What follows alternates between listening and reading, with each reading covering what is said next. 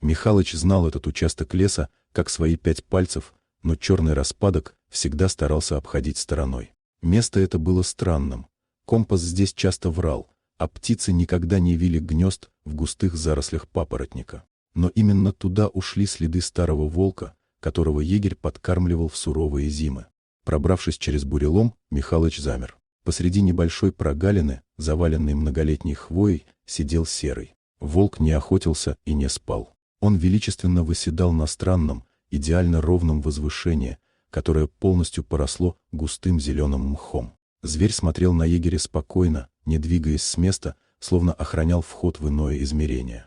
«Ну, здравствуй, сторож», — прошептал Михалыч, не снимая ружья с плеча. «Что ты там нашел?» Волк еще минуту смотрел на старика, затем медленно поднялся, потянулся и, не спеша, растворился в тенях деревьев. Михалыч подошел к пьедесталу.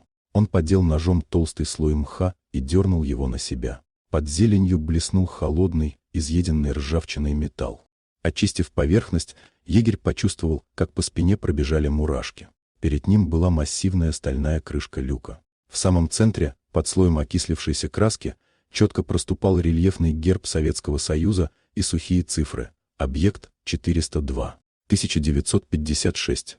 С помощью лома и недюжинных усилий Михалычу удалось сдвинуть заклинившую крышку. Из темного зева пахнуло сухим, ледяным холодом и застоявшимся запахом машинного масла. Спустившись по ржавой лестнице, старик оказался в небольшом бункере.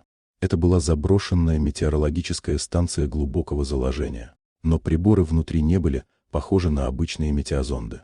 На стеллажах, в идеальной сохранности благодаря вечной мерзлоте, стояли огромные осциллографы, катушечные магнитофоны и кипы журналов в кожаных переплетах. Листая пожелтевшие страницы, Михалыч понял, в 50-х годах здесь проводили секретные эксперименты по изучению ионосферы и аномальных зон. Именно деятельность этой станции объясняла все лесные легенды о блуждающих огнях и сбитых прицелах, которые десятилетиями пересказывали местные охотники. Историки годами спорили, существовал ли этот объект на самом деле, или это была городская легенда.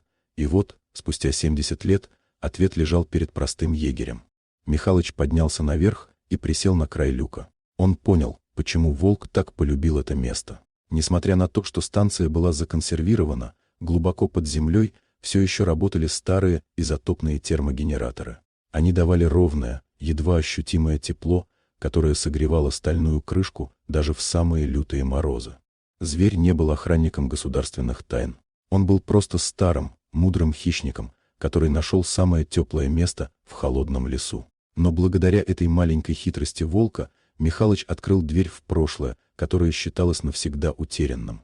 Дорогие друзья, если вам понравилось видео, поставьте лайк, а также подписывайтесь на канал, где наши авторские истории выходят каждый день.